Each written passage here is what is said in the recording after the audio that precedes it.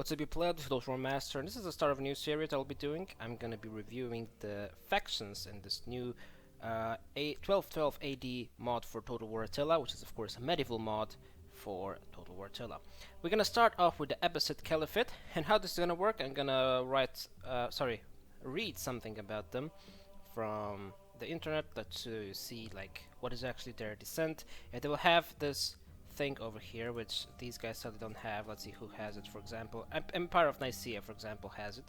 But today we're doing Abbasid Caliphate, who for now don't have any anything written over here. But we'll go and write this. So the Abbasid Caliphate was the third of the Islamic caliphates to succeed the Islamic prophet of Muhammad. It was founded by a dynasty descended from Muhammad's uncle Abbas ibn Abdul Muttalib, who lived from 566 to 653, from who the dynasty takes its name actually.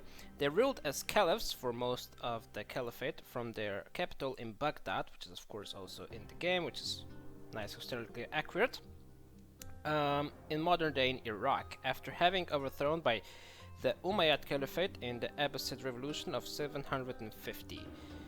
Now basically the most extended version of this faction in the real history was from 750 to 1517, so 1517.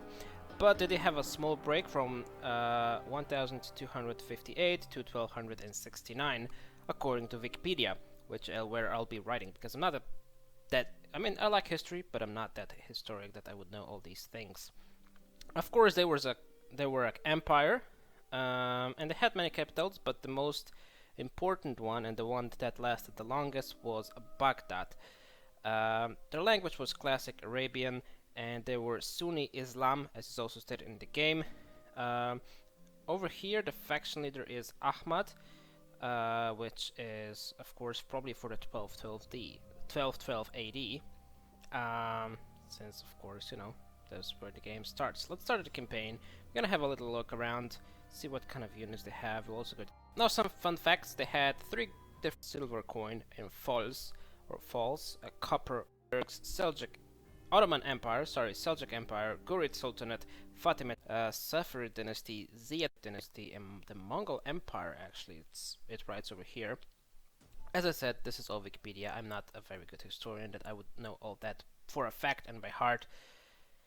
But yeah, let's see what they start off. It seems that they only start with Baghdad, if I'm not mistaken. You should go. Oh, I was mistaken. They also have Basra and Kufa down over here. They can make some walled cities. They have started with Camelherd and Dargah in Kufa. Basra has 4 slots, but of course Baghdad is their main thing. And they do start off with a relatively small army, as it seems. Let's see, forces. Oh, there's a bigger one over here. I'm looking at this for the first time, so, you know, I don't really know. Let's see diplomacy, let's see who likes them, who doesn't like them. They seems to have a pretty good diplomatic status with most of the people, except for the Khwarezmians, who are relatively far. Can I put this guy away? I need to do that. But it seems that pretty much everyone likes them, which is interesting. So it seems that if you want like a very friendly campaign, this seems to be the faction to go with. Let's see what they start with. They have some, what's this, kind of spearmen. And they have melee infantry, some archers, some horse archers, and more horse archers. Their general is also horse archer, which is very interesting. Of course, but it's logical for these eastern factions. And also have heavy spear infantry general. That is something less common, I would say. Heavy range melee infantry. These guys have to be pretty freaking good. Of course, that's not gonna work, but they have missile weapons, good morale, good armor. I think these guys could be very good. They start off with 11,000 in the treasury, and they make 1,359 per turn. They have some good food details. Food details? What the fuck? Food income, I guess. They have 110 to spare. They have slight public order issues in Kufa. Basra seems to be pretty happy. Baghdad kind of neutral. So yeah, that's interesting. Let's go out of this and check all of the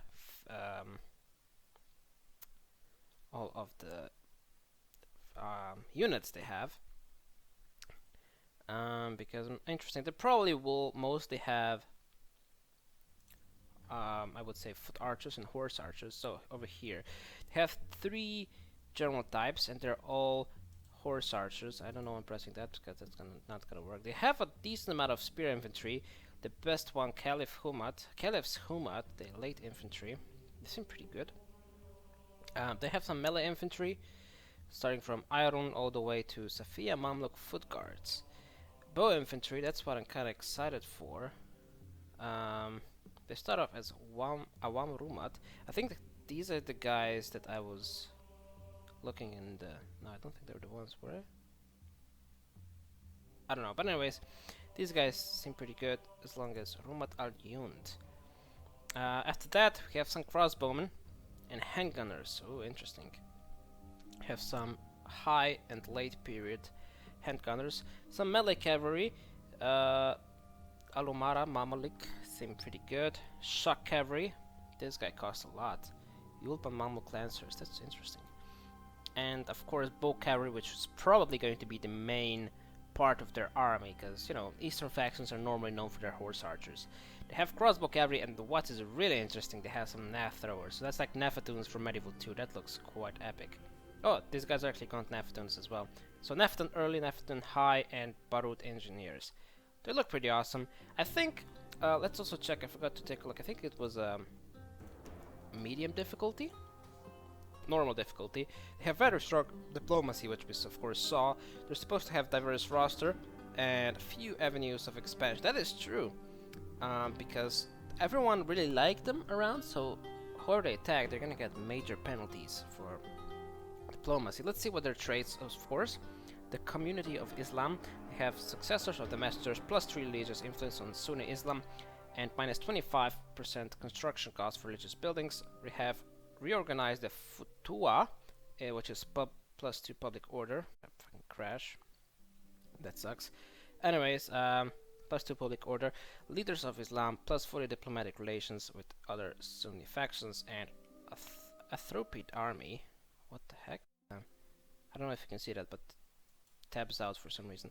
Anyways, -1 army cap. That is an interesting addition.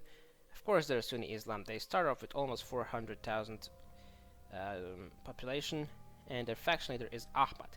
Hope you guys enjoyed this. A quick overview of the first one. We'll go alphabetically. We'll go Almohad Caliphate, and then Principality of Antioch, and all the way through. Anyways, thanks for watching. Till next time.